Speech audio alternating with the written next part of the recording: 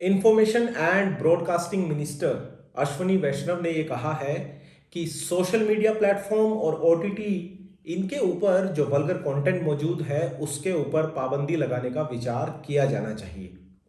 यानी कि हमें कुछ ऐसे कानून बनाने होंगे जिसकी मदद से ऐसे कंटेंट के ऊपर लगाम लगाई जा सके। देखिए, नियम और कानून हमारे देश में अधिकतर समस्याओं के लिए मौजूद हैं, लेकिन जब बात आती है उनके इफेक्टिवली इम्प्लीमेंटेशन की तो सब दूध का दूध और पानी का पानी हो जाता है।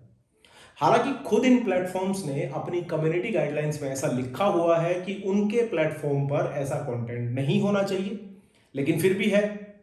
तो बात नियम और कानून बनाने की बजाय बात है उन नियम और कानून को उतनी ही सख्ती से लागू करने के बारे में। आज की इस वीडियो में मैं और मेरी टीम इस मुद्दे से संबंधित कुछ पहलुओं के बारे में बात करेंगे। सबसे पहला मेरा सवाल है अमिताभ से। अमिताभ, डिजिटल कंटेंट क्रिएशन के फास्ट पेस को देखते हुए सोशल मीडिया और ओटीटी प्लेटफॉर्म्स पर वल्गर कंटेंट को इफेक्टिवली रेगुलेट करने के लिए क्या स्पेसिफिक कदम उठाने चाहिए? ये एक बड़ा मुश्किल सवाल है। शुरुआत में यहीं से करना चाहूँगा। वल्गर क्या है ये समाज में समझना बहुत ज़रूरी है। और भारत जैसे देश में जहाँ इतने विभिन्न प्रकार के लोग हैं, जहाँ हम भविष्य और इतिहास में एक साथ रहते हैं, जहाँ आज भी बुर्का और घूंघट की प्रथा है, वहीं पर महिलाएं हॉट पैंट्स और बिकिनी टॉप्स भी पहनती हैं। इन सारे अलग अलग प्रकार के जो समाज हैं, इस अलग अलग प्रकार की जो संस्कृतियां हैं, इसका जो मिश्रण है ये भारत है। तो अब यहाँ पर वल्गर किसे कहें, किसके लिए कहें, ये कहने के आगे मैं ये भी जोड़ना चाहूँगा कि कुछ चीज़ें इंटरनेट पे जो हैं वो सही में गलत हैं। तो उनको हटाना, भले ही ये चाइल्ड पोर्नोग्राफी हो, भले ही हिंसा हो, या ऐसी चीज़ें जो कि कानून के ठीक खिलाफ हैं, उनको हटाना आसान है, वो किया जा सकता है। आर्टिफिशियल इंटेलिजेंस, खास करके एआई एजेंट्स आने के बाद ये काम तकनीकी रूप से आसान हो गया है, लेकिन क्योंकि कोई नियम नहीं है इसलिए ये अभी भी मुश्किल है। तो हमें पहले ऐसे पारदर्शक नियम लिखने पड़ेंगे जिसको प्लेटफॉर्म समझ सकें और जिनको फिर हम कानून के द्वारा लागू कर सकें। अच्छा अमिताभ, ये बताओ कि कंटेंट को रेगुलेट भी करना है और फ्रीडम ऑफ एक्सप्रेशन का भी बैलेंस बना के रखना है, तो इसके बीच में जो थिन लाइन है वो कैसे ड्रॉ की जाए? ये एकदम सही बात है। ये एक बहुत ही महीन दायरा होता है कि हम किस प्रकार से, जैसे कि फैज़ ने कहा था, बोल के लफ्ज़ आज़ाद है तेरे, लेकिन वो आज़ादी कब किसी और के को हर्ट कर दे, कभी किसी और को परेशानी दे दे, इसके बीच में संतुलन लाना बड़ा ही मुश्किल काम है, और ये हमेशा से ही रहा है। हिंदुस्तान के मुद्दे में देखा जाए तो ऐसा है कि ज़्यादातर जो सोशल मीडिया कंपनी है अमेरिका से आती हैं, और अमेरिका में जो फ्रीडम ऑफ एक्सप्रेशन है ये एब्सोल्यूट है, आप किसी को कुछ भी कह सकते हैं। हिंदुस्तान में ऐसा नहीं है, हमारी संस्कृति अलग है, हमारा संविधान अलग है। तो कैसे हम इन विदेशी कंपनियों को ये बात सिखाएं कि आप हमारे संविधान के हिसाब से हमारे देश में काम करें? ये संभव है क्योंकि यूरोप में ऐसा हो चुका है, यूके में ऐसा हो चुका है, ऑस्ट्रेलिया में ऐसा हो चुका है। तो एक तरफ तो हमको ऐसा देखना है कि आलोचना, भले ही वो राजनीतिक हो, भले ही वो समाज की हो, भले ही वो धर्म की हो, वो होनी चाहिए, लेकिन अभद्रता किसी के भी खिलाफ नहीं होनी चाहिए। तो ये संतुलन ढूंढना मुश्किल कार्य है, लेकिन ऐसा किया जा सकता है। फिर से बात वहीं पर आती है कि हम कैसे एक पारदर्शक नियम बनाएं। इस नियम को बुलाने के लिए लोगों के साथ बातचीत करनी होगी, उस पर समय बिताना पड़ेगा, और फिर इस नियम को कैसे हम लागू करें। तो जितनी हमारी कानून व्यवस्था है, जिसमें जो जज हैं, जो वकील हैं, जो पुलिस हैं, इनकी भी ट्रेनिंग की बहुत ज़्यादा ज़रूरत है।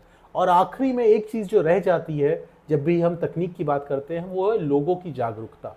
आप और मुझको कितना पता है, खाली एक्सपर्ट्स का काम नहीं है ये एक ऐसा काम है जो हर नागरिक को जब जागरूकता होगी, जब वो इसके ऊपर वोट देंगे, जब वो इसके बारे में कोई एक रुचि रखेंगे, तब हम इसको हासिल कर सकते हैं। अच्छा अनिका, ये जो सवाल मैंने अमिताभ से पूछा फ्रीडम ऑफ एक्सप्रेशन वाला, इसके बारे में तुम क्या सोचती हो? मेरा टेक इस पे बहुत सिंपल है। मुझे ऐसा लगता है कि फ्रीडम ऑफ एक्सप्रेशन होना चाहिए। हाँ, बहुत जरूरी है।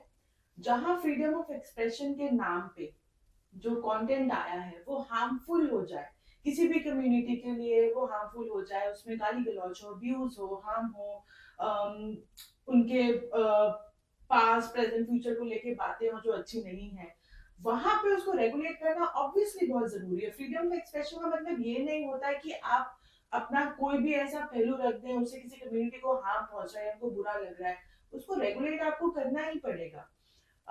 डिबेट ये इसीलिए आई भी इसीलिए क्योंकि कई बार प्लेटफॉर्म्स को ये नहीं समझ में आता है कि अच्छा एक चीज को रेगुलेट कर देंगे तो वो उसके बाद के उसी सेम कंटेक्स्ट के जो दूसरे डिस्कशन है वो भी हट जाएंगे। ये बहुत सिंपल है। जो चीज हार्मफुल है आप उसको रेगुलेट करेंगे ही करेंगे। वहां पे freedom of expression doesn't mean anything. तो यहाँ बहुत इंपॉर्टेंट है समझना कि कंटेक्सचुअल कंटेंट मॉडरेशन जब तक आप नहीं करेंगे, आप कॉन्टेक्स्ट को नहीं समझोगे, नुआंसेस को नहीं समझोगे, तब तक आप ये नहीं कर पाओगे। और ये मुझे लगता है कोई डिबेट नहीं है।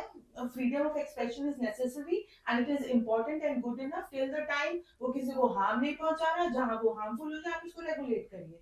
ये एक बहुत ही आई थिंक मेरा टेक ये बहुत सिंपल सा है, मुझे यही समझ में आता है। प्रतिष्ठा, तुमसे मैं ये पूछना चाहूँगा कि इंडिया के कल्चर को ध्यान में रखते हुए जहाँ ये प्लेटफॉर्म ओरिजिनेट है, तो ये कैसे इंश्योर किया जा सकता है कि रेगुलेशंस कल्चरली सेंसिटिव होने के साथ साथ इफेक्टिव भी हों? जो रेगुलेशंस है उनको कल्चरली सेंसिटिव और इम्पैक्टफुल कैसे बना सकते हैं।